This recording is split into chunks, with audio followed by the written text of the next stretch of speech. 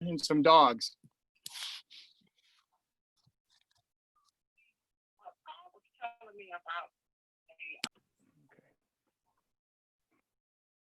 Okay, welcome everyone to the Detroit Month of Design 2020. September 3rd.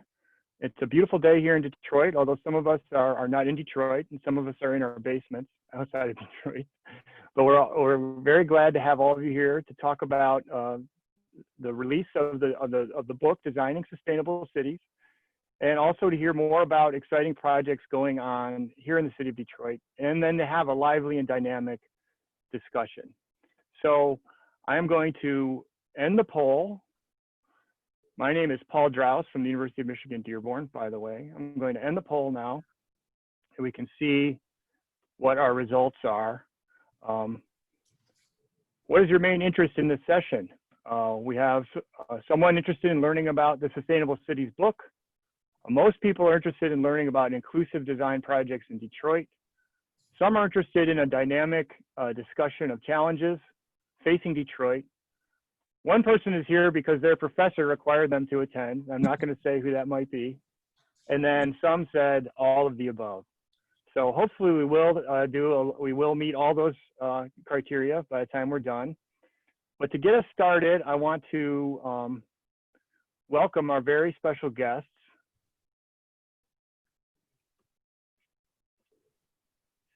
And from all the way from Graz, Austria, where it's a very different time than it is here today. And they're going to talk about the book that they edited together, Sigrid and Karl, talking about designing sustainable cities. Welcome. Hello, thank you. Yeah, thank you very much for having this great meeting. Yeah, just to introduce myself, my name is Karl Stocker. I'm the head of Institute of Design and Communication at the University of Applied Sciences in Graz. And yeah, and the Sigrid. Yeah, so my name is Sigrid Bürstmayr, and I'm also working at the Institute of Design and Communication in Graz. I'm doing research there and also teaching, and by education, I'm an exhibition designer and with a big focus on sustainable design. Okay, so why now this event in Detroit? 2 years ago, we started to work on this book, and actually it's a much longer story because at our institute we think it's in days like this it's quite important to put in the education goals like sustainability and social design, yeah? Because I think the old idea of design, which goes back to the 20th century, I think we now have to change, and we know that there have been designers in the last century who worked on these topics and who wanted to engage with these topics. We in our education, because we are responsible for that, to work with the young guys, it's really important to focus on these topics. And that's the reason why we do also research about that. Actually, it started 5 years ago, and it's also connected with Detroit, with Maria Luisa Rossi. We did a book about socio-design, about design which wants to change the world, or which wants to change the world in a better way, a little bit better. And Luisa was one of the authors of the book we published in 2017. Later on, Sigrid started to work at the FH Neum, and she brought in the knowledge of sustainability.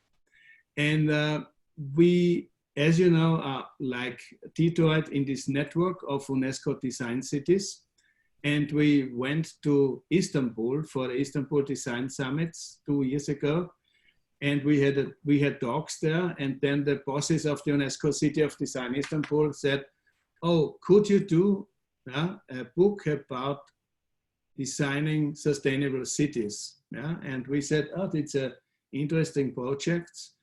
And they asked us to do it and to invite people from other UNESCO design cities to work with us on these topics. And we started the book. We had some meetings in Istanbul, and at least, yeah, the book was finished around beginning of the COVID epidemic. Yeah, and we are happy that we could finish it and to present it and to print it. Yeah, and yeah, that's the result of a process of many years, and it's for us, it's one step which shows a direction in which design we think should go. Yeah. Yeah. Just to say some words to our article, Karl and me wrote in the beginning. So the world is in transition, and it's all about inequalities, about the change of values, and about collaborations. So we try to teach our students not only to be designers. So we try to tell them you should be a researcher, you should be a team player. Furthermore, they have to know how to tell the stories, so they also should be good storytellers. And of course, they should know how to visualize their stories, so they should be visual communicators. And like Karl mentioned, also the socio-design is a big topic, so they also should think about society and of course about our environment. So being a social designer and a sustainable designer is also very important.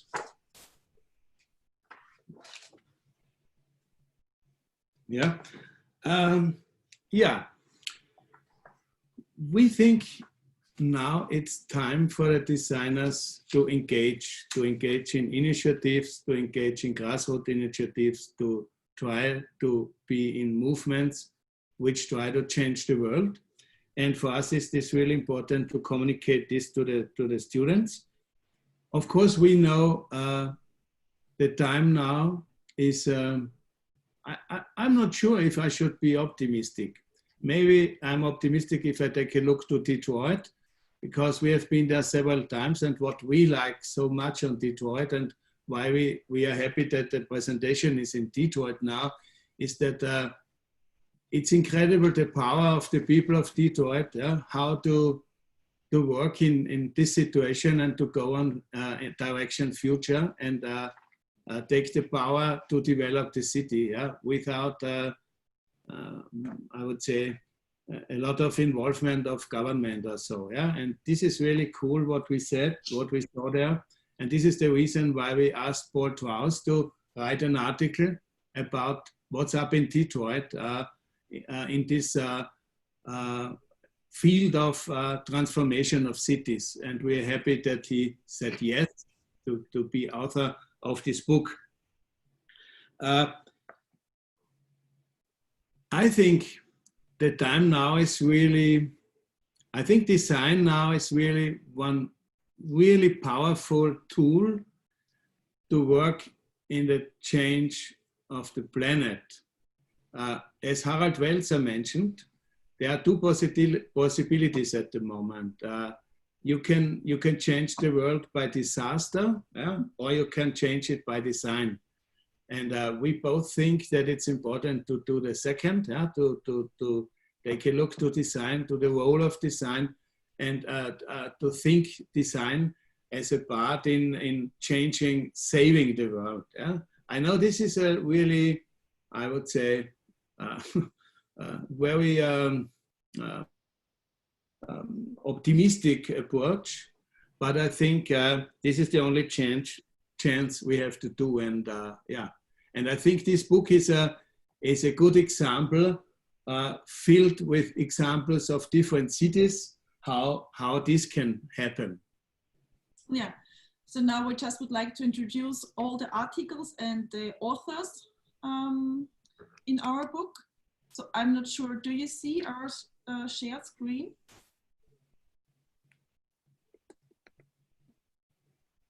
Not yet. It No. sometimes it takes a moment. Are you able to share? No. I may have to stop. There you go. There we go. Okay. Thank Now you. you're sharing. I'm sharing. Yes. Perfect. I think full screen is not working, so I will leave it like this.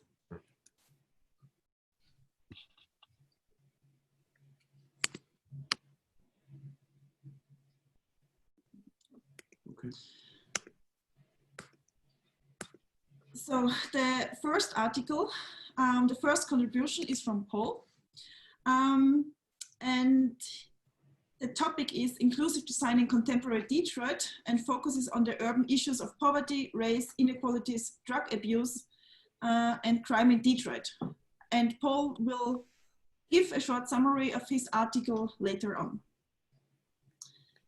The second article is from an author of Graz. It's a collective. It's about urban oases and how cities can function like forests. The third article is from Burçin Aripoglu. He's an interior designer, or interior architect in Istanbul, and quotes that the construction and interior design sectors has a significant share of the used resources. Also, the third article is from a colleague from Istanbul, from Aysen Sirafoglu.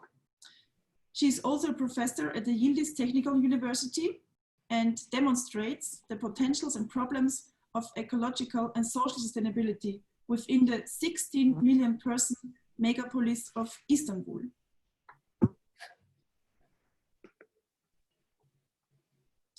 In the article Sustainable Istanbul, Studies for an Urban Design Guide, Çiğdem Polatoglu, also a professor of the Yildiz Technical University in Istanbul, describes the ideas and impacts of the Istanbul Urban Design Guide. The sixth article is written by Paulina Cornejo Morena Valle with the title Mexico City, New Collective Approaches to Fix a Broken City. She is the coordinator of the Social Design Study Program at the University Centro de Diseño in Mexico City. And the last contribution, so it's the seventh article in the book, is from Silvia Ulička, an international design researcher from the City of Design in Puebla. She wrote about the sustainability in design by questioning our material culture. So this was a short introduction of 7 manageable approaches to make urban spaces better. Yeah, and I think, Paul, please give us a better insight into your projects you're describing in this book. And yeah, we're looking forward to see also a lot of pictures of your projects.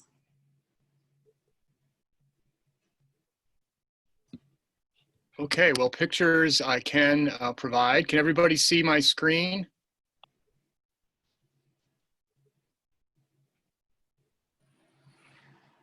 I think it's still You on. need to stop to share the screen.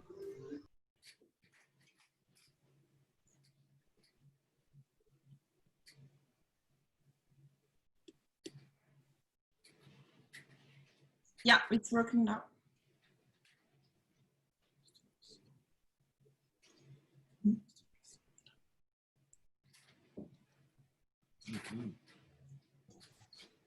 Paul, you have to unmute your screen.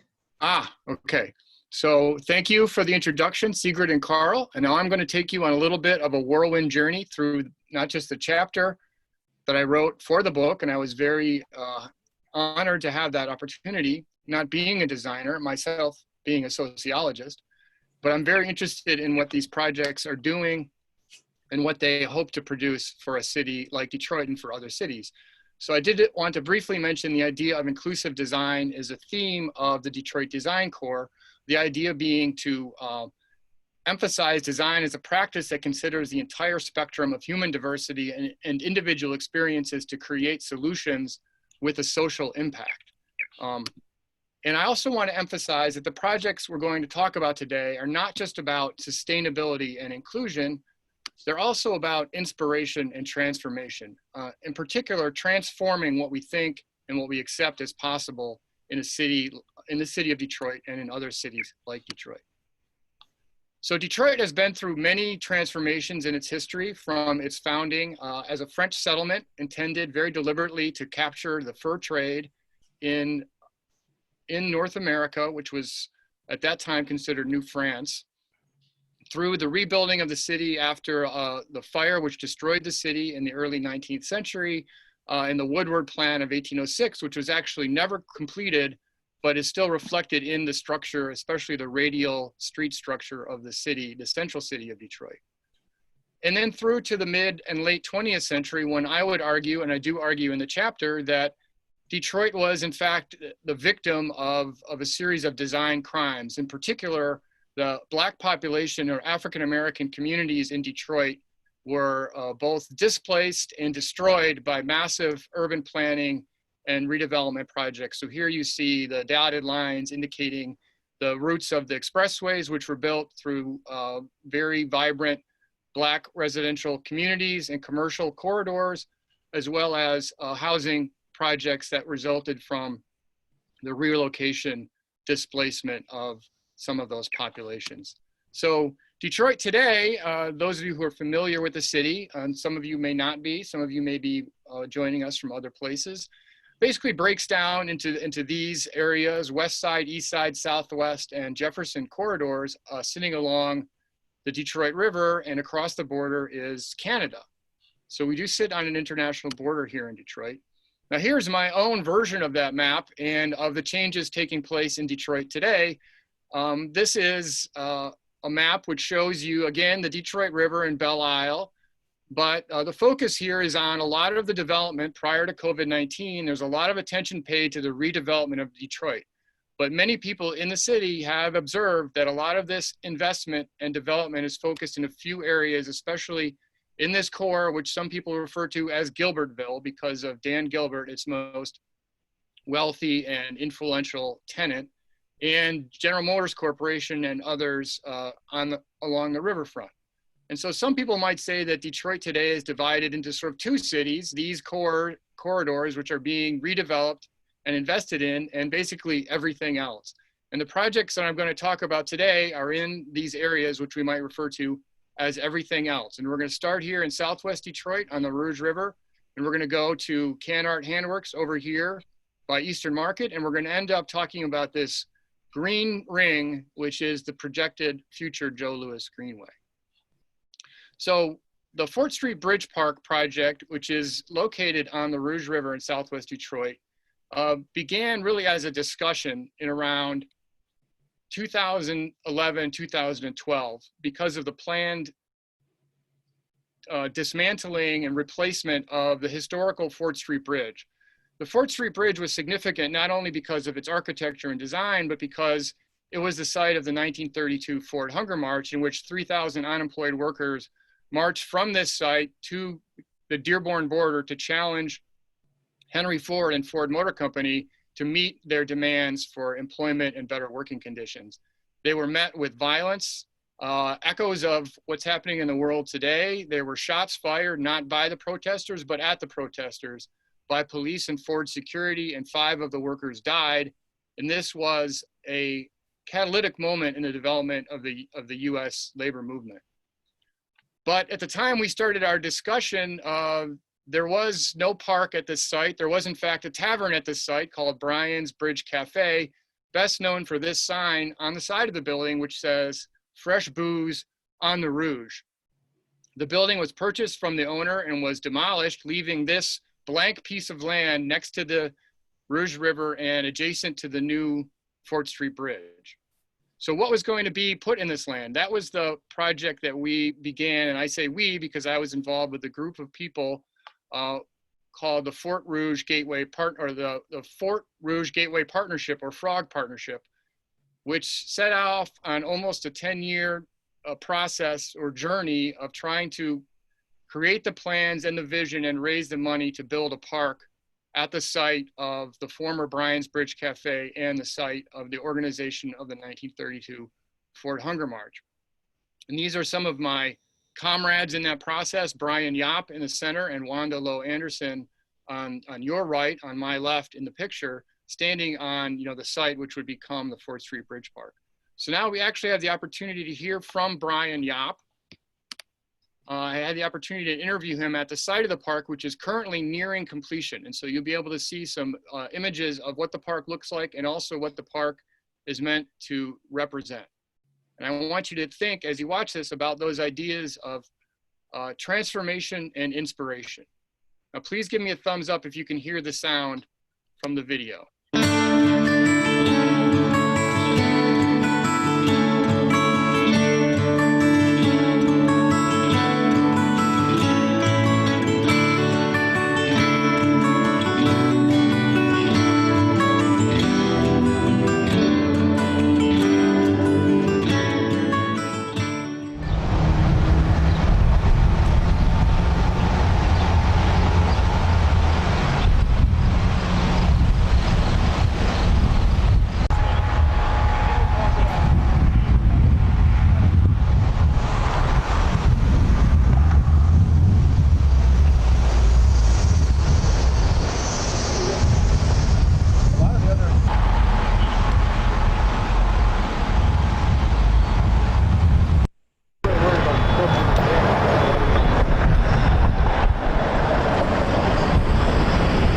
Brian Yop, and I'm the Director of Programs and Operations for Motor City's National Heritage Area. We are, in fact, a nonprofit affiliate of the National Park Service with the mission of preserving and promoting automotive and labor heritage here in Southeast Michigan.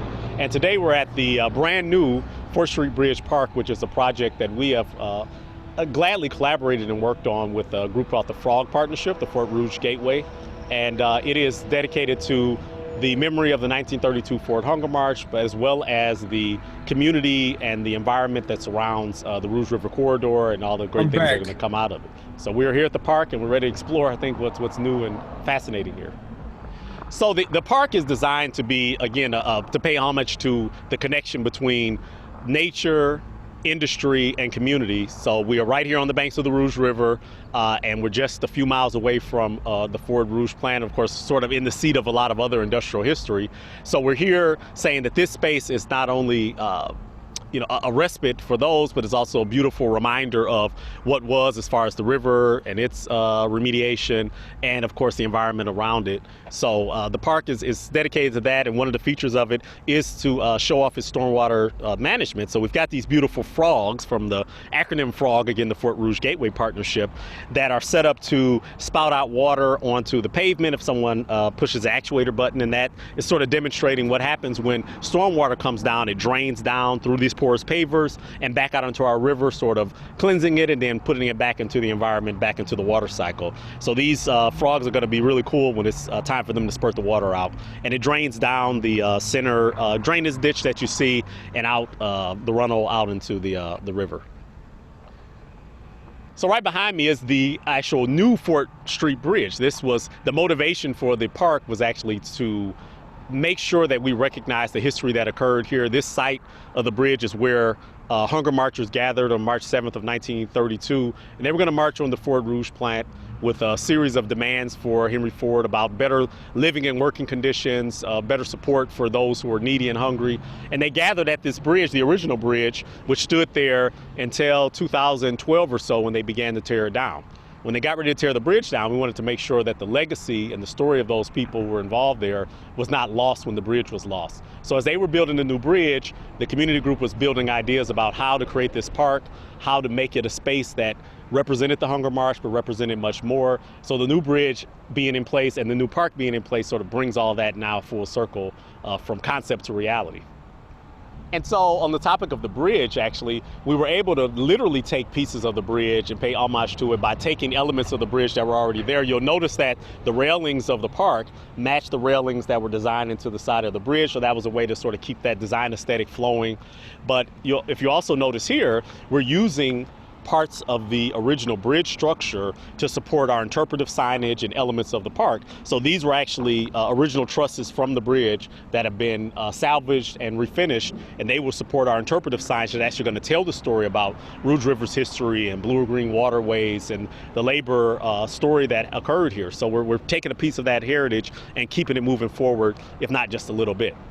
So this is where the interpretive signage for the park is going to go. There are 5 signs that are going to tell the story of the Rouge River's history, the blue and green waterways, the community that was here, and of course the labor history that occurred here related to the 1932 Ford Hunger March. So again, those who come here receive a respite, receive a breakaway, but also are certainly going to be educated about the history here and the stories that are being told in this space.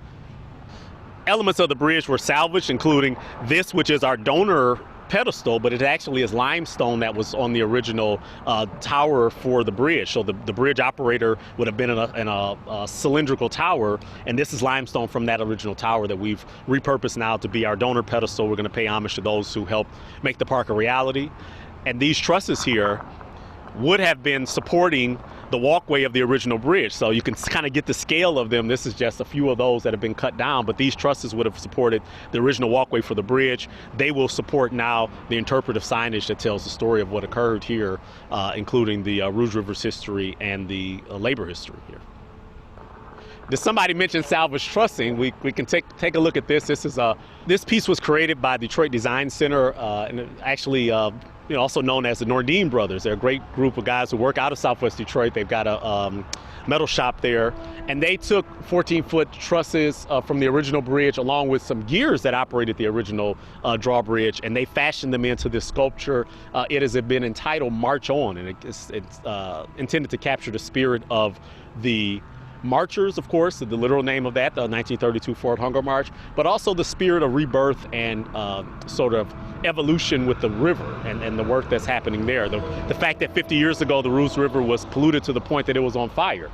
And now we're 50 years later, the river has transitioned from the red representing sort of that pollution and that fire to the blue that is now livable and a sustainable life. So the sculpture represents the march on spirit of not only those hunger marchers, but also the evolving spirit of those who support the Rouge River. So really proud of that, and that is really literally the centerpiece of the park. We are looking at a completion of steel this summer, so it's August now. It'll be ready in September. We hope to have a ribbon cutting, and then the public can continue to enjoy it for years and years and years to come. I might also mention that this park is just the head or a node in our Iron Bell Trail and a connector to a broader framework with the Downriver Link Greenways and Detroit Link Greenways as they travel through here. So the bike trails that have been installed here will continue through Oakwood and down into Downriver.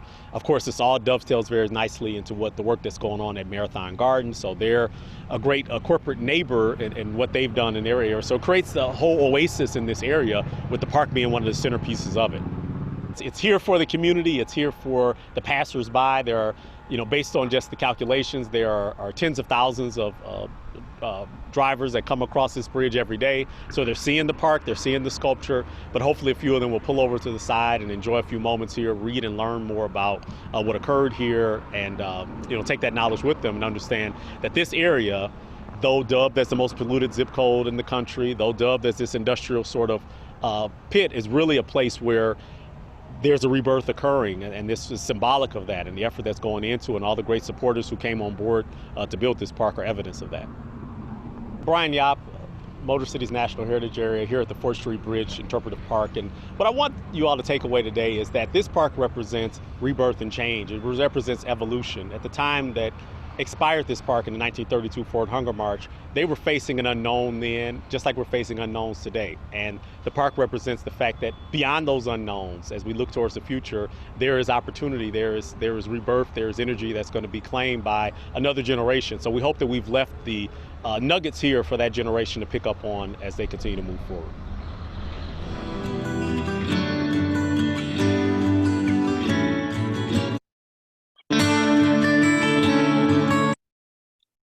Okay, well, thank you very much to Brian. And of course, if you were here in Detroit, if we weren't in the middle of a global pandemic, we would be taking you to these sites to see all these beautiful projects, inspirational projects taking place in the city of Detroit. And thinking back to that map I showed you, and that green circle going all around, which was, of course, the projected Joe Louis Greenway. If we follow that all the way around, it would take us to the other side of the city, and where we would find Carlos Nielbock and Can Art Handworks, home of the Detroit Windmill. Now, Carlos has been part of the UNESCO City of Design effort from the very beginning, and his vision for the city of Detroit, for how its heritage may be reincorporated into the city's future, has been inspiring to many people who have visited him there. One of the things that Carlos likes to say is that in Detroit, we are the masters at explaining how Detroit got bad. And by saying that, one of his points is that we aren't always so good at figuring out how to make things better or how to create a new Detroit out of the Detroit that has been left behind, or the history of Detroit, the glorious history of Detroit. But he himself has developed a series of visions for how Detroit's landscape might incorporate both elements of its history, as with the 4th Street Bridge Park, but also the ingenuity of its population and the creativity of its population to refashion that landscape into one which serves the interests of people in communities. And this is just a rendering, an image of one of Carlos's visions for a green energy village located in the east side of Detroit, where Can Art Handworks is based. In 2018, I was able to assist Carlos in installing 2 of his patented, unique Detroit windmill designs in the Eastern Market District, one next to Shed 5 in the Eastern Market, and one in the Eastern Market Garden, which is maintained by Keep Growing Detroit, a nonprofit focused on food equity in the city of Detroit. And here you can see that Carlos's research on his windmill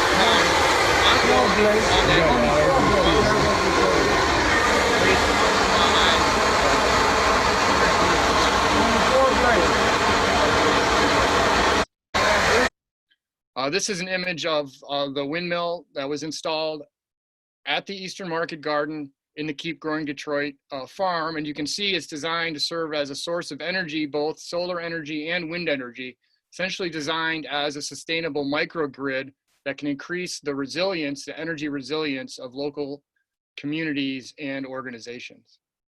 And the bigger picture for the Detroit Windmill Project is reflecting Carlos's earlier vision of a green energy village, is the incorporation of his windmill design into the landscape of the city of Detroit. And this is an image from the Eastern Market Strategic Framework Plan, which I believe was released earlier this year, showing some of the potential sites where windmills, where Can Art Handworks Detroit windmills may be installed. This is an image of Carlos, and you're going to hear from Carlos in a second, but one of the things that, in terms of inclusion, one of the things that I always observe about Carlos is that his goal is to be included in the redevelopment and the redesign, the rebirth of the city of Detroit. He's not interested in creating a polarizing distinction between insiders and outsiders, but he is interested in seeing more actual on-the-ground inclusion, especially of local residents and artisans who have been working and creatively working within their environments in the city of Detroit for decades before the current wave of redevelopment. And so we have here some recently produced drone footage of Can Art Handworks. And I want to offer Carlos the opportunity to narrate for us this little tour of Can Art Handworks. Since we can't be there with him today, he's there at Can Art Handworks, and he's going to tell us what we're seeing in this drone video as I run it. Carlos, are you ready? Need to unmute. Unmute. Ah, there we go. Unmute. Okay. This is actually my location where I'm able to realize all my ideas and put up my inventions and operate them without anybody interfering or so. And so by now, those windmills, they're spinning for 10 years in a urban real life test that studies the wind condition in a low level altitude as they might exist in any urban city, and to take those winds and turn those into rotation that may make green energy, and to produce those devices with surplus that we're having in urban cities readily available. All those windmills are made with things that are used to be recycled, where we're thinking that engineering, re-engineering, and redesigning, it really will save the carbon footprint of the earth, because the recycling requires another heat source to melt down more material. And if we can take some of that out to implicate Lego stone principle, that means to take those elements and make another project like green energy out of it, and even couple it with existing industries that we already having, like the automotive industry. So all the principles on rotation from wind that turns into electricity are coming from resources that we already have. So, and I know it's an earful to hear, but I'm so grateful for Detroit and my home there that allows me to realize my ideas, all for myself, without, you know, being blocked or handicapped or so on. And that's why I'm always, you know, advocating for Detroit as a great place for creative industry to happen, for a very conducive place for ideas to be flourishing. And what we're looking for, or I'm looking for, is other people with the ability to transform these ideas into real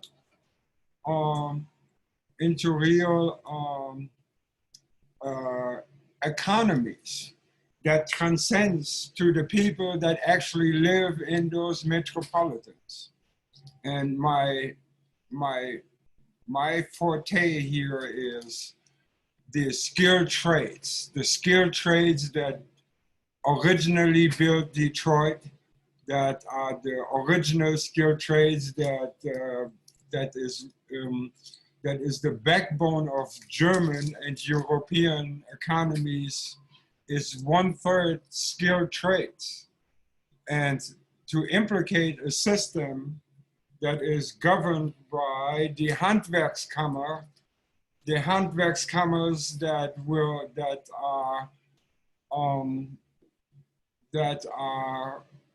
make sure that this labor and the skilled trades that is the labor's investment, that this is safeguarded and is dealt as a fair bargaining chip.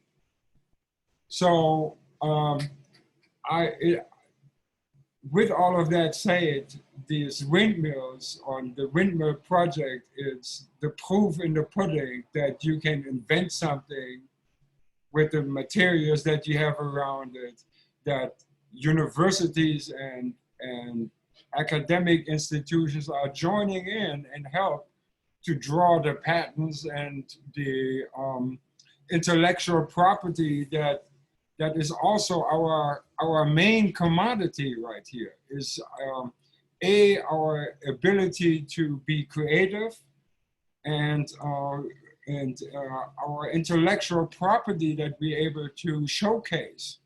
And I think that is what we really have to offer here, to the rest of the world, and that we're looking for the ability that the rest of the world have to transform this to be available to a lot of people.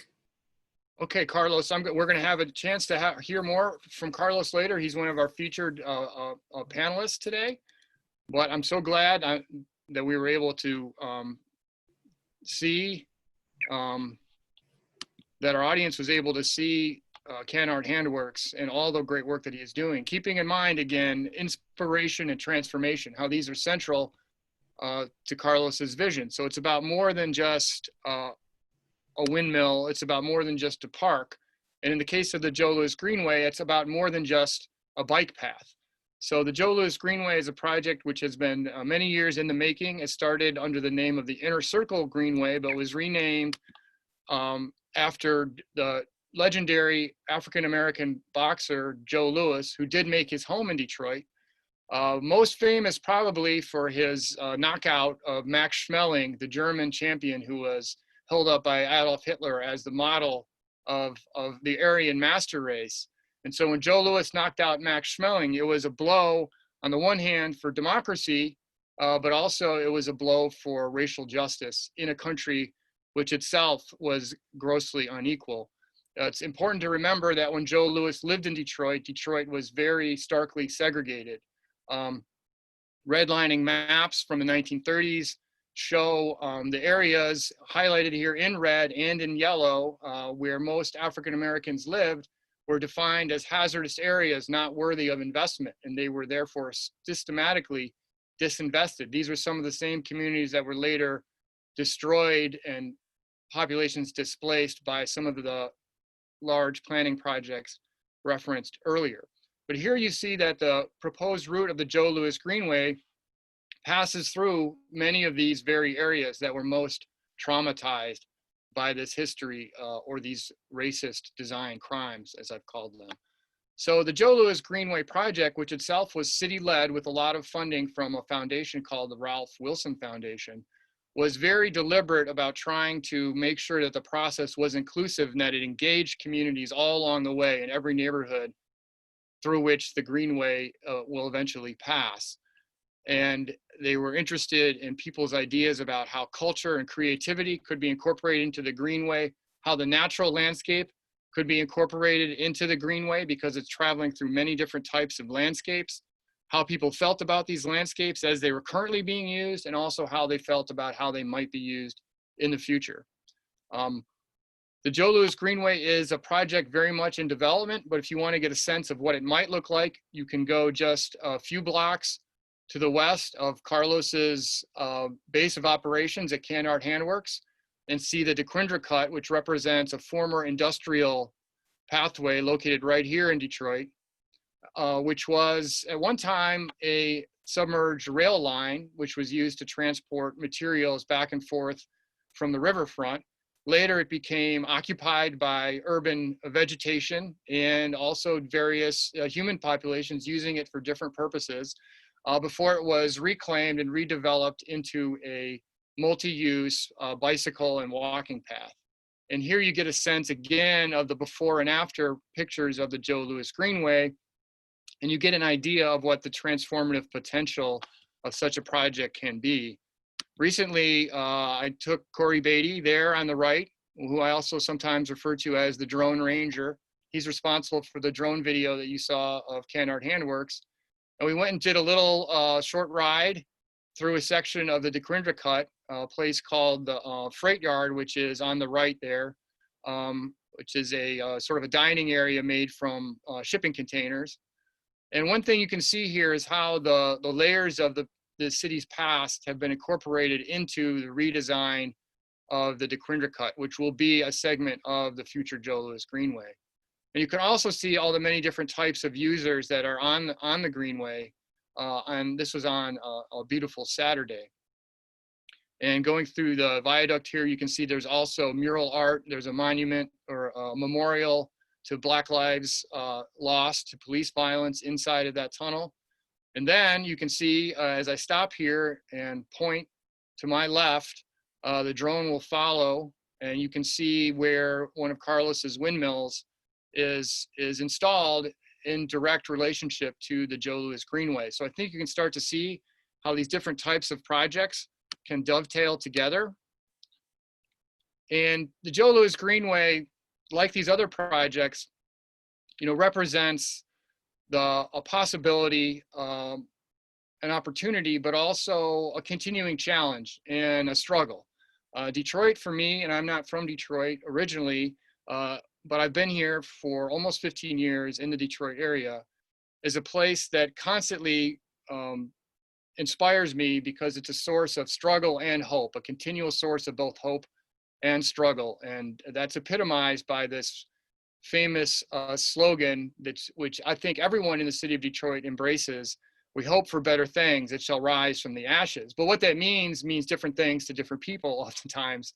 And who the city shall rise for is one of the big questions in this era. So when we think about the construction of the Joe Louis Greenway and the next leg of construction, which is actually going to take place in a very different part of Detroit, on the northwest side of Detroit, a lot of questions may be raised about how this landscape, which is primarily a residential landscape, very different from the area of Eastern Market and where the DeQuindra Cut is located, but also an area which has suffered from many decades of disinvestment, but at the same time is possessed of a very rich cultural history, a very proud community, and an abundance of green growth, which represents in many ways a potential source of inspiration as this area is redeveloped and as the Joe Louis Greenway is designed, and which, if you can see right here where the Joe Louis Greenway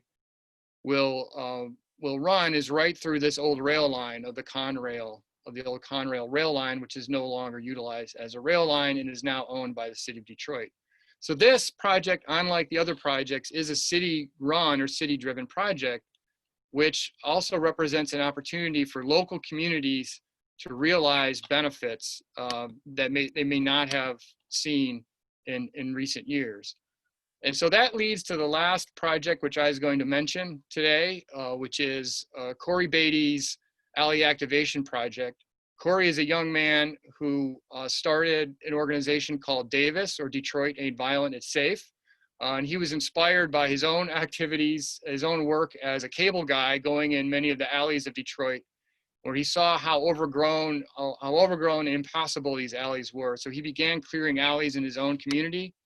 But beyond that, he developed a vision for how these alleys might be reclaimed and redeveloped and repurposed for the benefit of surrounding communities, something which he's come to call the Alley Activation Project, which he envisions as being directly related to the potential of the Joe Louis Greenway, so that these communities which are located adjacent to the Joe Louis Greenway might be able to leverage that development and produce localized benefits for and driven by the people who reside in those communities.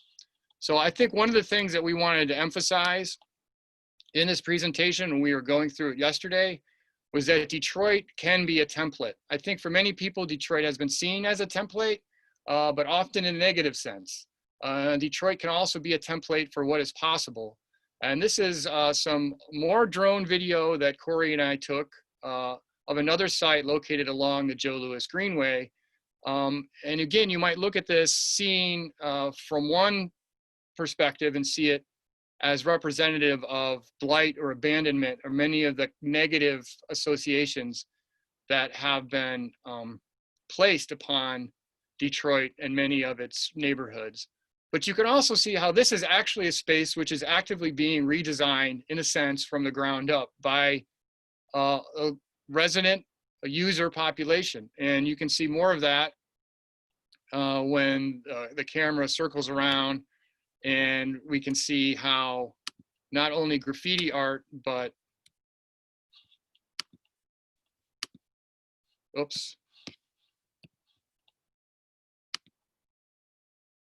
how skate ramps have been fashioned from local materials to create a space which is not only an art gallery, but very apparently a social gathering space.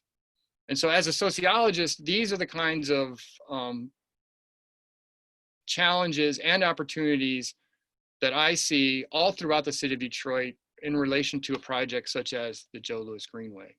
So I want to conclude my own presentation. I want to just remind everyone to leave you with this idea that these projects, which are only a few projects in the city of Detroit, there are many, many others taking place all across the city of Detroit, but they are about inclusion and they are about sustainability, because a city cannot be sustainable if it's not inclusive.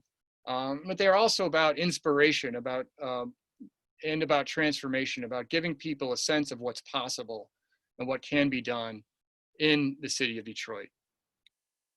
So I want to thank you for your time and attention and invite you, as always, to come and visit us in person in the city of Detroit and to come and visit some of these different projects, both present and future projects as they unfold. And I'm going to end the presentation there.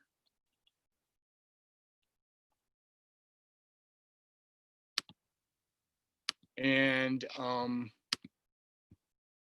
now we will turn over the discussion to our host for our panel. And I want to introduce Maria Luisa Rossi from College for Creative Studies. She is the director of the master's program in integrated design.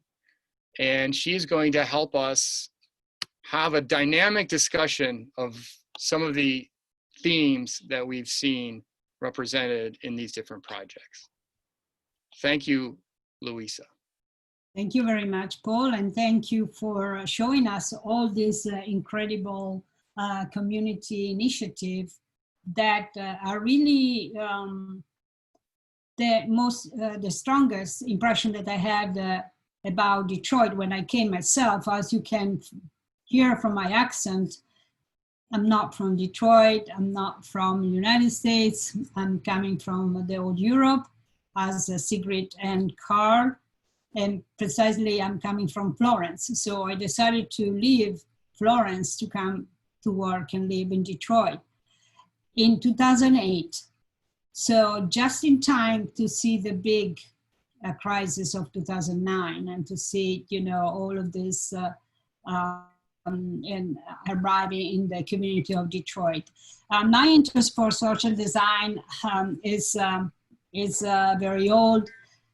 Because of my generation, I studied Victor Papanek book when I was a student. Then I had the chance to have, actually as a professor, one of the maestro of social design, that is Ezio Manzini. So for me, it's been always very dear, you know, my heart to teach to my student how to build the best possible experience for the community that they live around, and not just, you know, being their ivory tower of the design classroom. I think, you know, I would like to start with one consideration.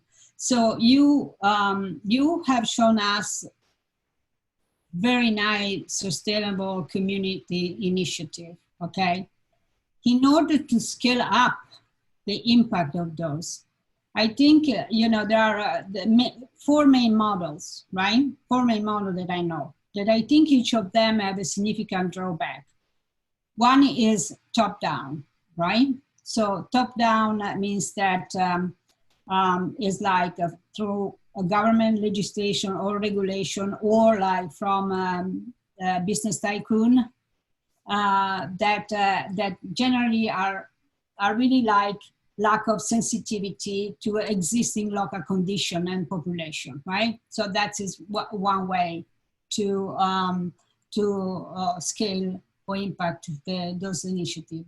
The other one is middle up, that I see you show us one of them, that is really like lobbying with public office from non-profit organization, trying to help out, you know, sustainable initiative, and those normally require a very long time, right? Investment, long-term investment related to political moment, so uncertain on their development. Then you have the middle down, right? The middle down is like non-profit-led community activism. Those kind of initiative also may not be really effectively integrated on those kind of existing innovation like car innovation, right? And then you have the bottom base, the number four models. A bottom base is really like local innovation by the community. So local innovation by the community, by the resident is what Karl represents, right? And normally the people that have the strength like Karl or many other people that you know, maybe lack of organizational infrastructure, something that support them, right? So they can do the best that they could. And we see in the example of Karl, because he's investing his own time, his own expertise, his own money, I guess, to try to do something, but then he is like, he can increase the scale and the impact of his own initiative because it's one-man band, right? So at the end of the day, after 12 hours of work, is very difficult. So my question is, like, according to your analysis, I see this from a design point of view, you see this from the sociology point of view. What do you think? What do you think will be, you know, the best possible solution? You know, if all of those four models have drawbacks, what do you see, according to your analysis, will be the best solution possible? Oh, that's not a tough question at all. Is that one for me? Is that for everyone? I start for you. So I think you're right. It is interesting thinking about these projects across the range of them, from the Fort Street Bridge Park, which I think is what you were referencing in terms of the middle up yeah, effort, where you have organizations that are community-based, nonprofits, a university, but also industry, and, you know, grassroots organizations coming together and then working with government to bring about this project. Whereas Carlos is much more at the base, right? Operating. Base, yeah. Yeah. And I think the Joe Louis Greenway, that's part of the reason why I think it's such an intriguing project, because it is city-led, so it has that leadership from the top, but it also is making these bridges. And I'm very happy to see Christina Peltier is on with us now, and she's actually the program director for the Joe Louis Greenway project director, excuse me, is seeking to sort of bridge, at least this has been in my observation, to the grassroots organizations in the neighborhoods. And I think we're also very lucky to have Sandra Pickens here with us today, who is in fact the president of the Littlefield Community Association, one of the communities along the new segment, the next planned segment of the Joe Louis Greenway. And so I think that project to me represents a really exciting possibility that distance can be bridged. To my mind, Luisa, and this is where I'll end it, there is no one solution, because so much of this depends on collaboration and relationships. For any one of these types of projects to be able to work depends on the types of collaborations that occur, the types of relationships that are built. And so having the same template and applying it may not work in every single project or location. I'll let the others chime in with their own views on this.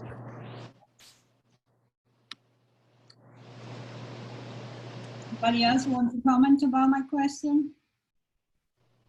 Can you repeat that question for me, please? So I pair all of those examples from different models, okay? That is like top down, middle up, middle down, and bottom base. And the question is, how can we help as a designer, because we are talking about social design, right? We are talking about the designer side. You know, how could have to scale or to make a greater impact those initiatives that you are doing, that Karl is doing, you know, that are already in place in the community? So one of the ways I feel is by continuing to create innovative ways to hear the voices of the people that we're trying to impact, right? I've experienced a lot of different projects that on one end represented the views of the people, and on the other end was just an opportunity for the developers in that community, and they sought not to do that. And I've been able to see the results of both.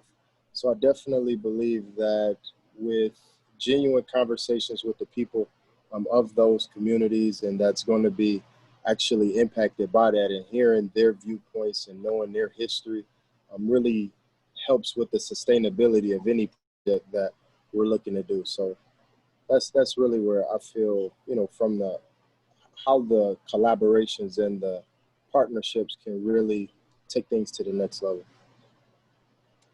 Okay, so are you referring, for instance, to co-creation session or all of those participatory approach that we have seen, you know, since few years in the city, where in fact all the population, the residents, have been called in to express their own voice? Are you referring to this more than those kind of initiative to collect the voice of the resident? Man, it's kind of hard to understand what you're saying. I'm trying to. What I'm saying, do you know that in the past few years in Detroit, a lot of participatory approach have been used. So there is a project, we are talking, we are calling in all the people in the community. We discuss with the community about what are going to be the solution, what they desire, what is their need, and then, you know, the project grow from that and became a reality. So when you are saying, when you mention about innovative ways to hear from the community, are you referring to those kind of things or something else? Yes, I'm referring to it, but I'm referring to it as taking it a step further, right? And meeting them where they are. Not always putting out a request to try to get them to come to a designated area, but inventing and creating new ways to reach the people in the neighborhood that don't have access to these type of devices or internet, and hearing their voices and capturing their thoughts and their opinions, because that's where that's where all of the sustainable ideas and ways that we can grow those communities and really make an impact for the people that have been here for many years. Anybody else want to, Karl, want to say something about it? Go ahead. It's a much smaller city. We have just 300,000 inhabitants, but it's interesting.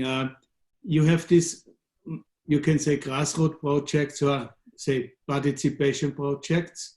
You sometimes feel it's just like a add-on, yeah, for the investors, yeah. So they know now at the moment have two very big investment projects for serving two new parts of the city with about for 50,000 people. Yeah? They are just in build. But if you look at this, it doesn't look innovative. Yeah? They just build houses and they want to sell it. That's it. And there's in one of these parts is only one project, it's participation, and they take 20 artists, make an exhibition, and this is like, this is a participation. And of course it's not participation, yeah? They invest in the Christmas market, the government, you know? In Graz we have 3 million visitors a year, and 1.5 million they arrive November 15 till January 1. And 1.5 million people just go there to drink this terrible Glühwein. You know Glühwein? It's this hot wine, really terrible. You can go in the city center because all it's smelling about, it is very bad smell. But the people love it. They go there and they go shopping. And this is what our mayor wants. He wants people coming in the city to shop, to go shopping. But as you know, all over the world in the industrial cities, Amazon kills everything. Yeah? In Graz, I think 40% now is online shopping, because people don't go into the city, they just buy it online. And I think our government, the local government really doesn't know how to deal with that, but I don't believe in that they believe in the I say normal people in the population. They just believe in investors. And that's really a problem, how to connect this, and to give I would say the public a part in the development, and not just as a consumer. That's a really problem. Maybe in Detroit, what you can see is that the city was already left from investors a long time, and the people, they stayed, they started to give power there. And now a lot of people come and want to be involved, but it just works because of the people of Detroit. So what if I can take Luisa's question and turn it like another way and put it to some of our other panelists, I think I understand what she's saying about some people in my fields, which are the social sciences, sociology, geography, and so on, are skeptical of what are sometimes called community engagement processes, because we tend to see them, or at least a certain set of people tend to see them as basically being window dressing. Like, we're going to come in a community, we want to do a project, we're going to do community engagement, we'll put some Post-its on the wall, we'll get some opinions from people, and we'll have a little show, and then we'll go and do what we want to do anyway, right? That's sort of the most cynical way to see it. I don't see that it's necessarily that way. One of the things I have seen projects like that, or I've been in those kinds of meetings where people truly felt that's what was happening, that they weren't really being engaged, that they weren't really being listened to, and that what they wanted was not being understood. I feel that my impression has been with the Joe Louis Greenway that this has been a much more kind of deliberate, slow, conscientious process, but I think it still raises the same questions for people in those communities and probably for people involved in the project, because you can never be perfect in doing that, right? But I'm interested in what some of the others think, from the community perspective about these types of processes. And Carlos has his hand up. He's been to a number of meetings like this as well. And so I'd like to get a sense of what other people feel about this question. If I can mention that a cultural identity that has to do with cultural heritage, that we as Detroiter or people of color are trying to have their cultural identity and cultural heritage be seen and considered. And a lot of the projects that are going, a lot of designs, they are occurring, have nothing of people of color identity or cultural heritage in mind, visually representative.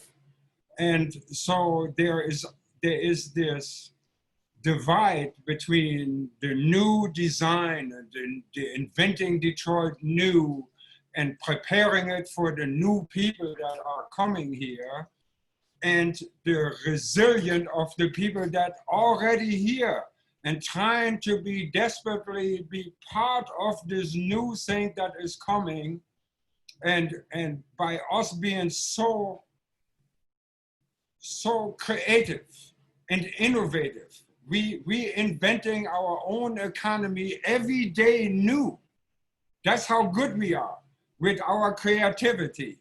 but it's got to, in some kind of way, it's got to reflect within the whole of the community, or I'm afraid there will be social unrest as you look at the United States, what is occurring right now. And I think Detroit, with the majority of being people of color, we're wrestling every day to gain ground of our cultural heritage that is so unique. So I just wanted to see that this is have to be part of the design and visually present. That is really like an answer to my question. Jalene, I will let you see. So that is very much the question that I'm asking, because I am in the position to teach the designer how to behave when they design something for the community. And so that's why I'm asking that question. I don't have the answer, just that you know, I don't have the real answer. I just wanted to know about, and I want to feel about. Please, go ahead, Jalene. Oh, I'm sorry, that's my grandson's name. Oh, I'm sorry about that. He's working on my computer all the time. My name is Rushan, but they call me Ru, it's easy. Okay. And I think between what Corey is saying and Carl, that you do have to come out, not just because people need to know also all the players, who's involved in this. And it makes it a lot better when you do come out to the community and people can get to know each other for who they are and not what they think they represent. Like Carl was saying, it's like you see all of these things happening in the city, but you don't see where people who lived in the city is actually involved in all of this new and these communities that they decided to bring up while they left other communities out, what we call forgotten neighborhoods. So it does help a lot when we can see each other face to face, when we can sit and get to know each other. If you're coming from a design standpoint, if you listen and let the people tell you kind of what they're looking for or even what you can offer, having that back and forth over a little period of time, it forges great relationships. I've had the opportunity to be selected to work on the Joe Louis Greenway path as a community member. And because I have spent time with the people who work for the city, the new people that work for the city now is new, younger people, energetic, ready to go, but most of them is not people of color anymore. But I had an opportunity to work with them and get to know them. And I know they do have a passion and they do care. But if you don't come into the communities, and I told them before, if you come one time, don't let the first reaction scare you away, because people do want to know what you're doing here.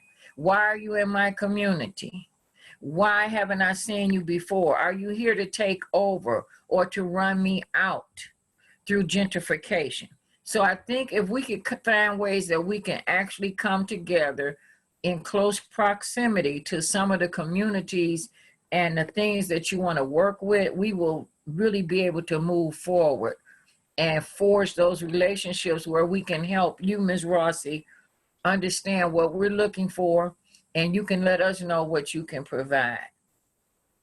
Thank you, thank you. So that is actually something that I thought from the beginning. So when I came, I immediately organized a project that was called How to Amplify the Message of the resident community. So I really think what you are saying, what the other people are saying, that the amplification of what you already are doing and to recognize who is doing what is very much important, because Detroit is vast and it's very difficult to collect all of that.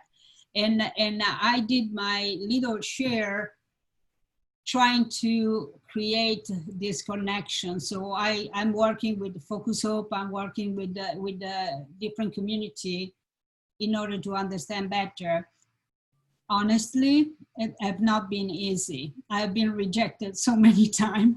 I would say, you know, we are like opening up here. We are trying to find solution, right? So from the education side, and maybe because I'm white, and maybe because my accent is like heavy, so I have been rejected plenty of time. But I'm also resilient, so I continued. And I think right now I have built some good relationship, but it's complicated. And I understand why also I've been rejected. The Detroit population have been surveyed so many times by many universities, by many groups, by many associations, by many foundations. So it is a kind of a very difficult balance that we are trying, you know, to live with.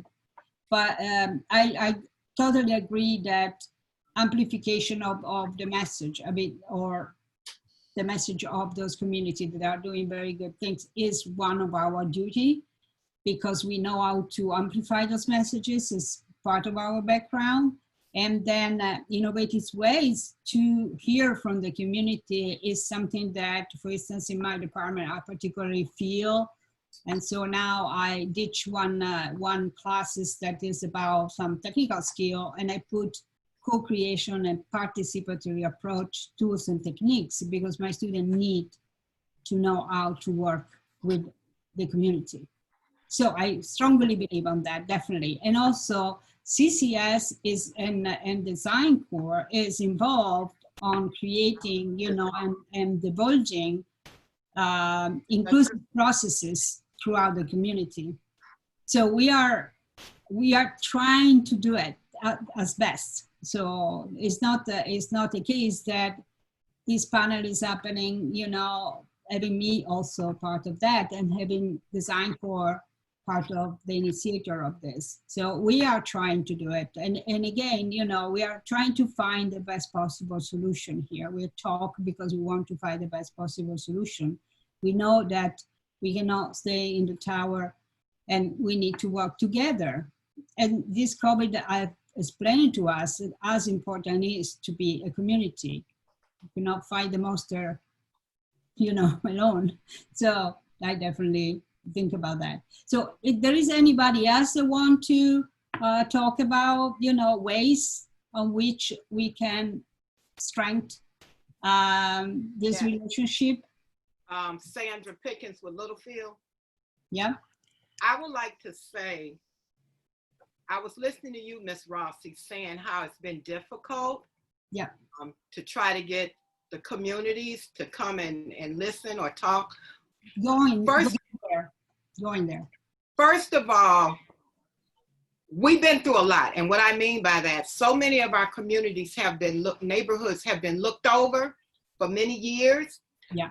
So to know that there are groups or organizations that want to come into the communities that have been looked over, to say that you want to assist us or help us build it up, it becomes a problem because of what we've gone through. But I would like to say what you have to do is be positive. Find those in the communities that are listening to you, and let them take the information back to the communities. And when that is done, then you start getting the people to hear what has to be said. Because in our area, when we first started our Littlefield Community Association, didn't nobody want to hear it. They say, we've heard it before, there will be no change, there will be no different. But we just kept being persistent, passing out flyers every month, letting them know what we're trying to do. And eventually we had got to the point to where people were coming in and they would listen to us, and they would start saying, well, we want to hear what you have to say about solutions. They got sick of hearing problems. They wanted to hear solutions.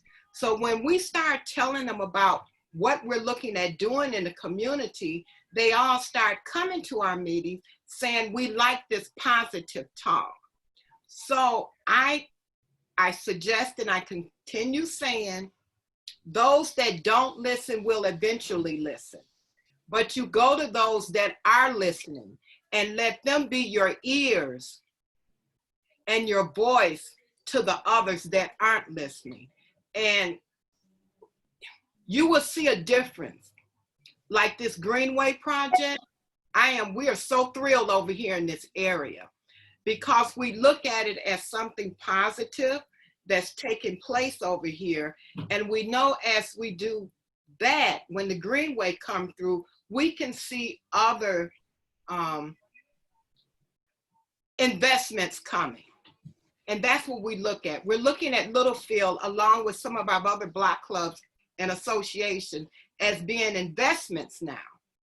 So when we met Corey and Paul about this, we knew, okay, first of all, they're going to tear down these abandoned homes. They're going to fix up the area. That's a plus for us. So everything that's being done in our area is a plus. So you just look at this big picture. I've learned to step outside of the box. I don't stay in a box. I move outside of the box. And when I go outside the box, there's so much that we can look at and do.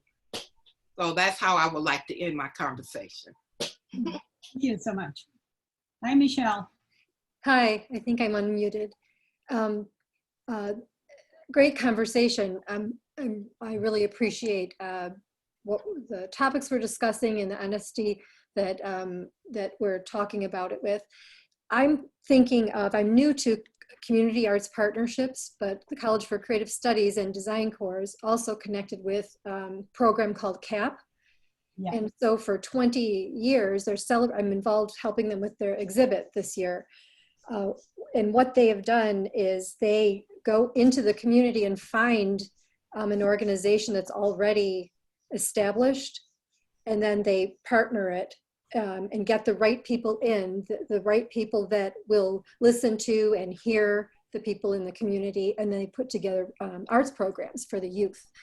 And I think that, you know, it's new to me working with them, and I think that's a good way to do it. Is that's what it's slow, like someone mentioned, it takes time, and it takes relationship building for new people coming into a community to spend time and get to know what the community needs. And sometimes the community know exactly what they need, but they don't know the solution. And sometimes they do know the solution, but then the people that can make it happen aren't listening. So that partnership seems to me to be the key. It's putting the right people together. When you talked about top down, middle up, I think, you know, in that middle range, I don't know if it's a third party or a facilitator, but the most important thing to me seems to be is to connect the people that can do with the people that want to have things happen. So yeah, that's what I have to say. I think the Community Arts Partnership is a model that for that program anyway is working. That's it. I know the Community Arts Partnership, as you said, has done work for many years, and they have a very successful type of an approach. I think it's an approach that's targeted at a certain, you know, type of, you know, end product and sort of audience, which as you said, you know, sort of youth arts programming, and they have a particular way of doing it. I think that you know, some of these other projects are sort of emergent. This is the really interesting middle range, where, you know, how do you then and as speaking again as a sociologist, someone with no training in design and not much of a head for business either, how do you go about helping people to make the connections they need to make? Because what you start to realize is that a lot of the success of projects in the long run has to do exactly with those relationships, not only with people upwards of you, people who can fund you, investors and so on, but with people in the community. And the community engagement question, we had a really great question on the chat from Ellie Schneider. And hi, Ellie, we're really glad you're here. And I want to put this out to everyone. I'm going to read it. Ellie asks, what does meaningful community engagement look like with social distancing? How are you working around this major challenge? I know we've got some people here that can really speak to that quite directly.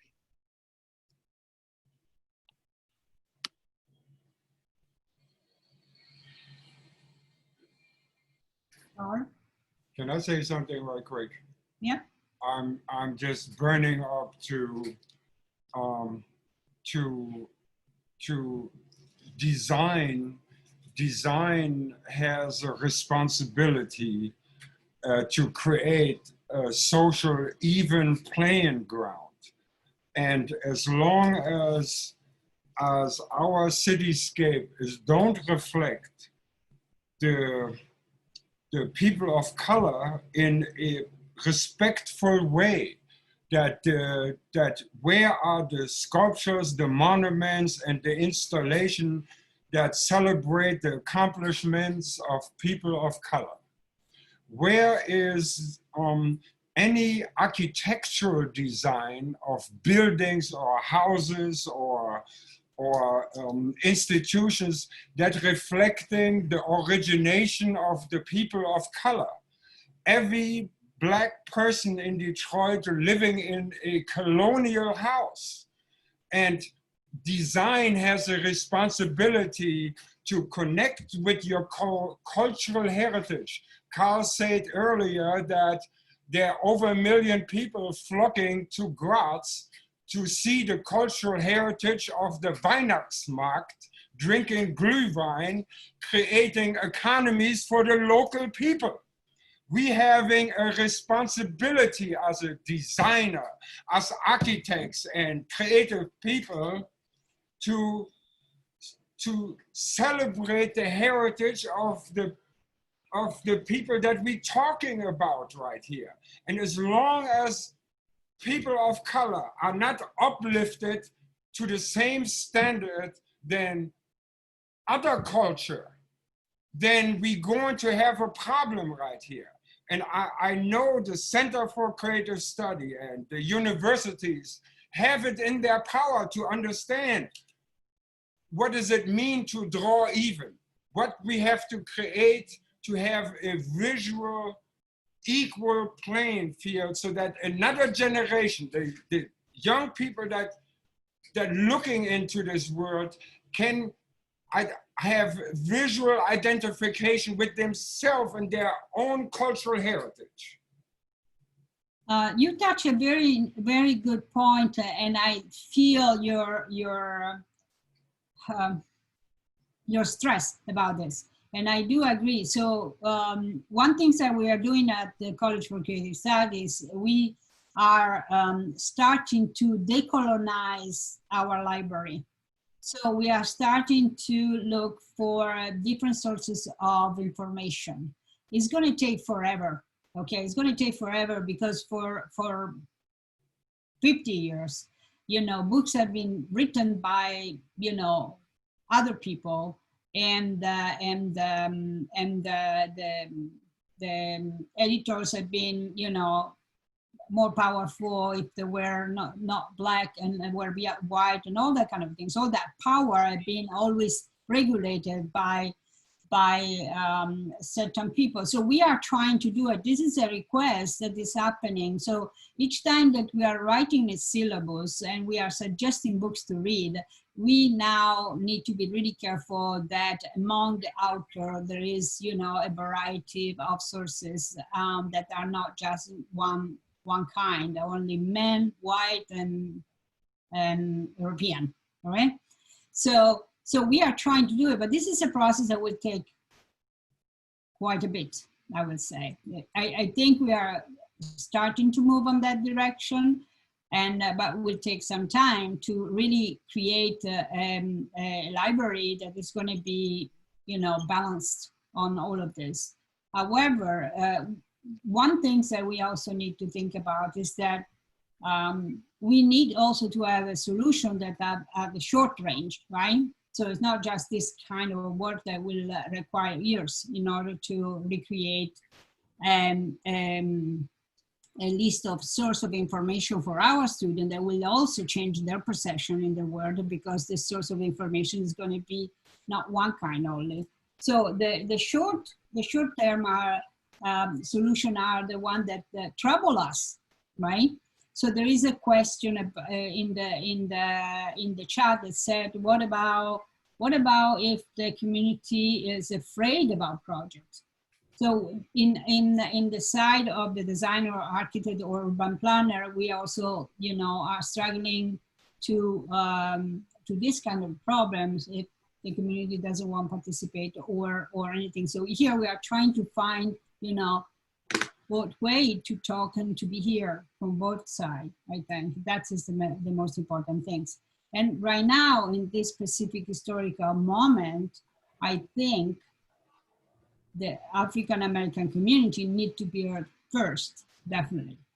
Okay, because it's time to do that. I don't want to dismiss this point, absolutely. But we are trying really to find a communication between the different communities that are now acting in the design arena, in the cultural arena, and because we are here, because we believe on this communication, right? We are here because we believe on this communication. So we want to create something that is providing all the different stories. So the book that we are now celebrating today is a book that is bringing multiple voices, okay, to the place, multiple example, and that is what we need to continue to do. And I'm glad that Sigrid and Karl are pushing this agenda, publishing all this book, and letting all the people know that there are this version of the history, right? There are other versions or other way to be a designer and other way to think. So that is like, we need to say chapeau to Karl and Sigrid that are constantly doing this. So let me see, I see there are other messages here. Paul, did you see any other important, wow, there is a lot of question here from Tanya. There's a really good one, but I think Sandra wanted to respond to Carlos's question or comment also. Can you hear me? Yes. Okay. I would like to say what question that Carlo asked, that to keep the conversation going, we have to continue communicating. And even though we have this pandemic going on, the best way to do it is either through sending flyers out, sending emails out, having conversations by on the phones, through Zoom, just to let people know in the community that we are working on whatever is going on, whatever development that there is, and you just communicate. To me, communication is a very important part of whatever it is that you're doing. You never stop communicating. You let them know that we're on it, we're looking into it, we're moving forward, we're sending out information. And for right now, because of this virus, it has put a damper on a few ways of communication, but not all. You just continue doing what you have to do. Send out mails, send out emails, like I said, phone calls. Sometime Corey was good at we meet him and Paul, and we send flyers out, put flyers in people's doors. So that way they know that you have good intentions to let them know what's going on. Thank you.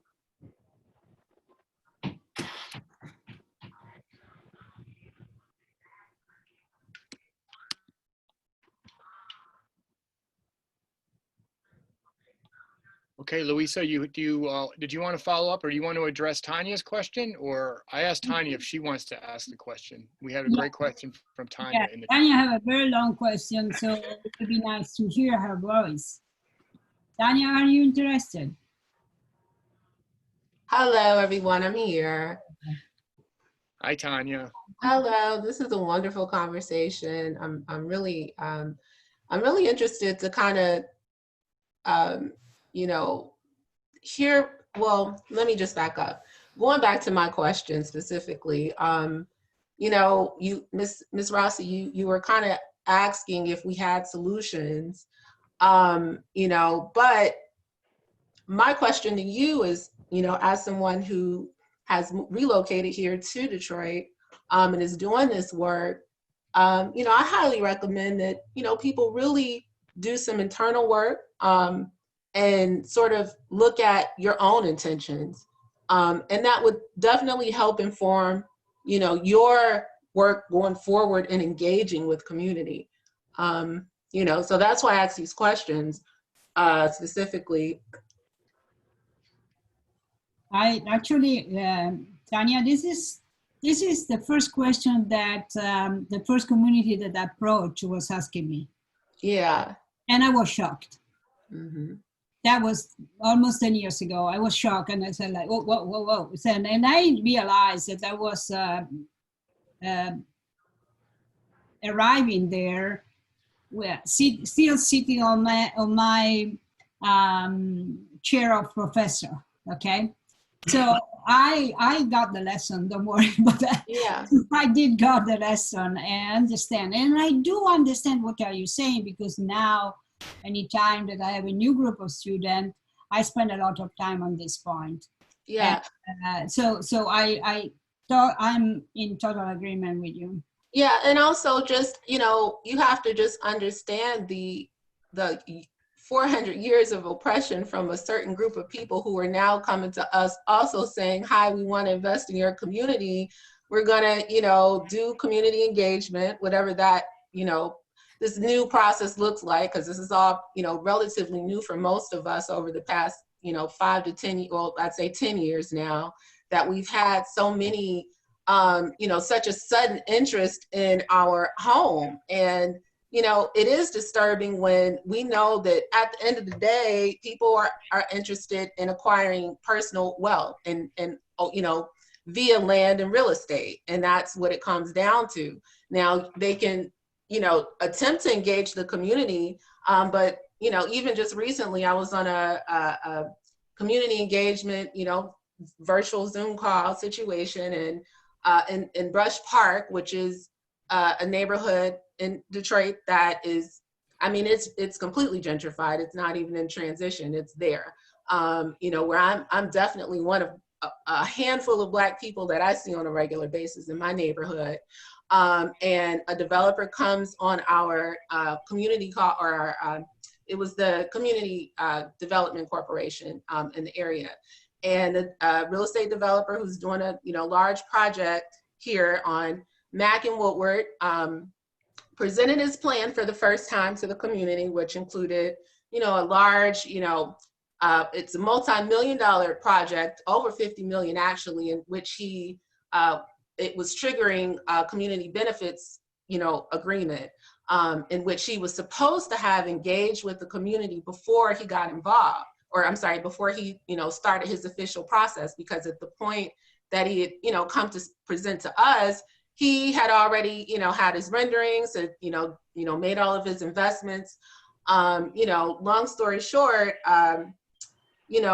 people in the community obviously had pushback, everyone, all of these meetings ironically have the same, like Ms. Pickens was saying, everyone's going to have pushback in the beginning when they're presented with something new from people, outsiders that don't look like us, so people, obviously are like, they didn't like the design, they wanted to, engage more.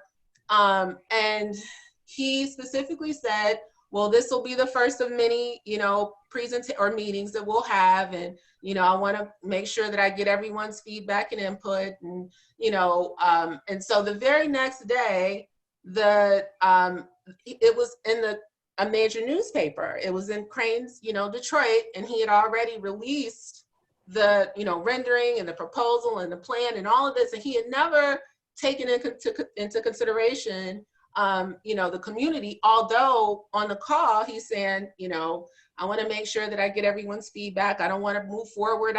He's like, I don't even want to talk to the press until, I actually, get more input, and so we're so used to being deceived and taken advantage of. And, so when people continue to come and say they want to do X, Y, and Z for the community, and we know because of history, a documented history that, this is usually not the case, it's a vicious cycle. It really is. But like I said, my my proposal to you is, you know, and people also who are looking to do design work in the city, is to, you know, really take into consideration that we have been, you know, traumatized and terrorized for a very, very, very long time. And this new wave of, you know, the new Detroit, and also not taking into account, you know, our cultural assets, our cultural heritage, the things that we've experienced, you know, our resilience is what people buy into. That's what makes us, you know, attractive to all of these developers, but no one, you know, really takes that in consideration. And it's, well, I could go on, but anyway, that would be just, like I said, my, you know, proposition or proposal to you and other designers that want to do work in the community, is to do personal assessments and take into account like why you're here, and also how you would feel if, you know, you had in your homeland, you know, you had suffered these types of atrocities against your people, and then these same people are saying, hi, we want to, you know, also come and develop in your community. We just want, you know, we want to get your support, but we're not going to financially support you. We're going to enrich ourselves, and take your land in the process through tax foreclosures, illegal tax foreclosures, and, you know, all these other oppressive systems that are, you know, baked into the American culture, you know, but that's all. I see. I don't, you know, we could talk for long Yeah. about this. I know, I know. And I'm so lucky because I'm designer. So actually I'm not in the ground, right? I'm not the architect that is signing that specific project that is taking the land. I'm not the developer. I'm just trying to create more mindful designer for the future. So I'm very glad that I'm, you know, not really on the first line of the battle, but it concerns me. So, and if you're teaching also, I will say, make sure that your students know the history, the real history, Indigenous history, you know, Black history, you know, just our full history, not just a specific, you know, mostly European identity and history that tends to be uplifted, you know, in these conversations. We have a very long, you know, Indigenous people lived on this land for 1,000 years before Detroit, you know, before Europeans settled it. And it's very important that we, you know, make sure that that cultural heritage is also, you know, instilled in a part of these conversations, and not just, you know, from a particular perspective and, you know, sort of cultural erasure as these conversations move forward. I don't know, I'm counting now. So Tanya, those are, I think those are some really great points. And it raises a couple other questions for me. One that came to mind is a simple question. I don't know if, it's almost a rhetorical question. What if the developer doing a self-audit about their own, you know, attitudes and their own agenda itself becomes a kind of a cynical window dressing that everybody, I've actually seen this already with people working for the city in high positions apologizing for being a white male. Of course, they're still in that position. They're not leaving the position. You know, so I mean, I'm not meaning to make fun of that, but I'm just wondering, part of me wonders, well, is that just going to become another thing that's a box that we check when we go to talk to a particular community?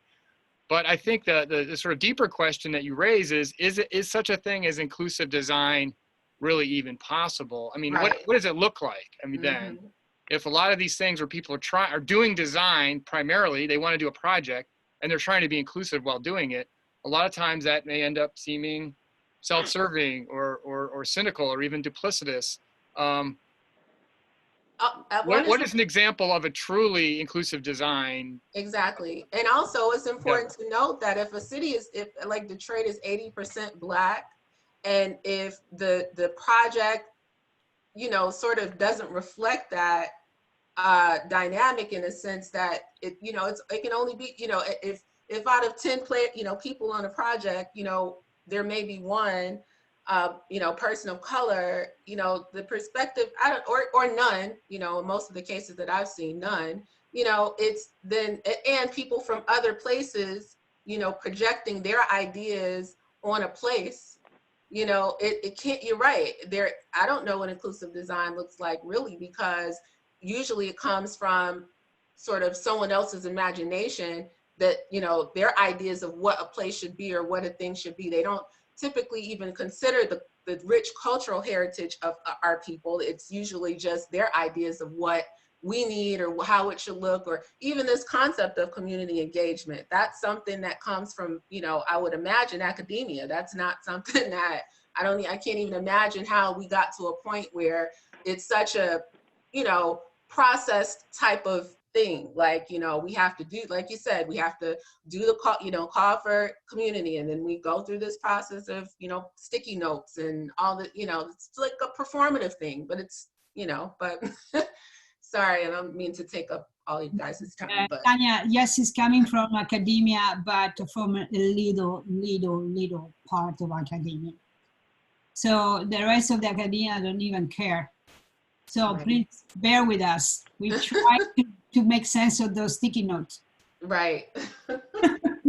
Thank you. I'm wondering if I'm going to put Corey on the spot to respond to this if he's still out there, because I think, you know, what Corey's trying to do in a lot of ways is to maybe fill this gap. Yeah, yeah.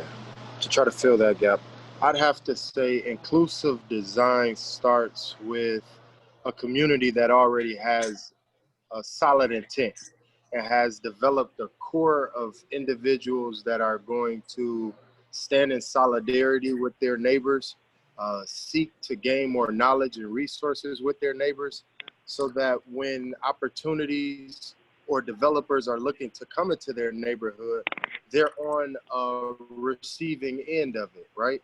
So if developers are looking to come into a neighborhood, but the people in the neighborhood own all of the land, and the developers are looking to develop on that land, it's a mutually beneficial agreement, because on one hand, we do recognize that gentrification is coming to our cities. But on the other hand, we do know that in order to sustain the city, we do have to have different populations of people with money and different things of that nature. So that process starts with just taking better ownership and building a better desire of those that are still here, helping to refire that hope and inspiration that something like this is possible and that it can happen, so that they are drawn to come to the table and be a part of this change. So it starts there. It starts with creating that base plan on how the people in the community will benefit from this, so that when developers do come to that neighborhood, they can identify how that developer can benefit them and what are they willing to leverage in order to allow them to come into those neighborhoods. So that's where I'm at with it. And thank you, Corey. I think Peyton is trying to enter in the discussion. Peyton? Yeah, can you guys hear me? Yes. Okay, sorry, I'm using the phone. My computer's not working. I remember Professor Paul giving us a reading about reflections and all that stuff, how everyone sees things differently, but we can open their eyes up to it and all that stuff. The problem that I have with it is that a lot of people are really don't wanting to open it up to new possibilities and all that stuff. I mean, the pandemic, no one was really open up to it and all that stuff, and and I can't blame them. That it was scary. No one knew if anything was right or wrong. But what I think would be best if people would start doing to be able to open up to these communities is to have an open-mindedness to understand that, oh, I'm white and I'm trying to help other people who are different races and all that stuff, but I'm not trying to be mean or anything like that or stuff like that, because I think that's the reason why a lot. No, Carl, I'm getting a hand. I'm sorry. Not for me. I'm sorry. That was somebody else. I'm sorry. Oh, okay. No, it's because I see things as an open-minded thing. I don't see things as like you point, I see it and all that stuff. I see things as an open book. But the thing is I wish people would start doing is like get more involved in this community, not jump to the conclusion that, oh, something's happening and then we should back them up with it without understanding the details of it. That's all I had to say.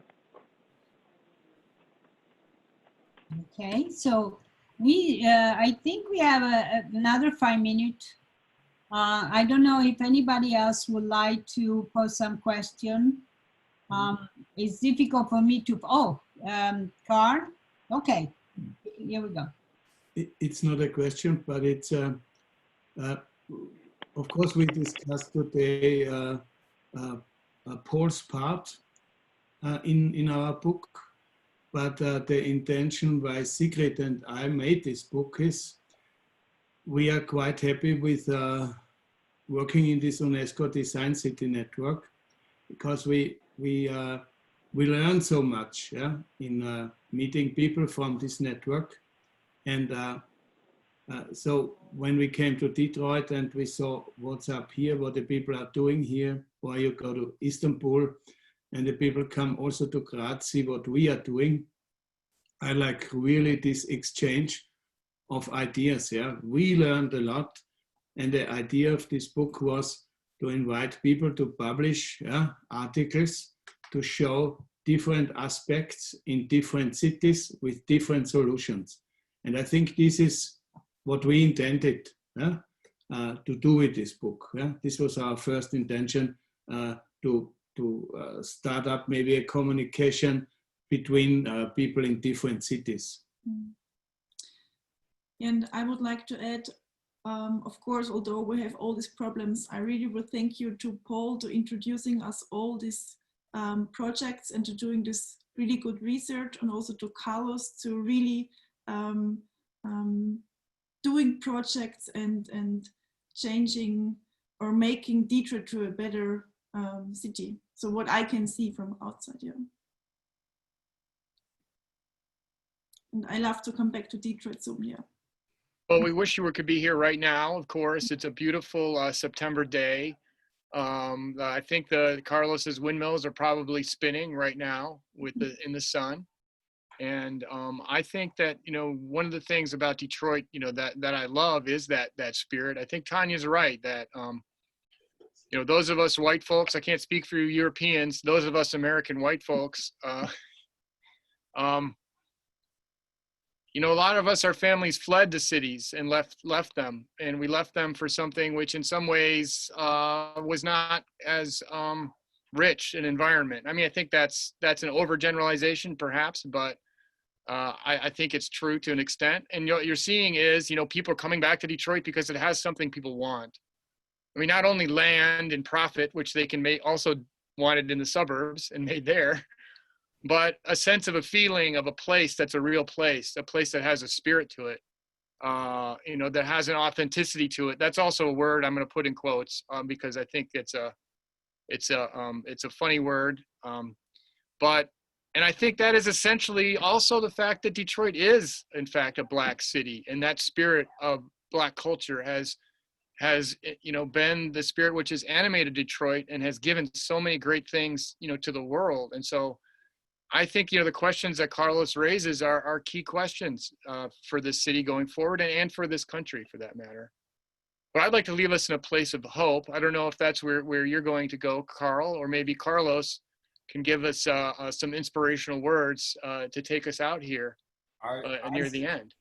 I think we should take the opportunity of being of the family of the UNESCO City of Design to come up with standards and ethic conduct that is unilateral, that applies to all the cultures within those cities right there.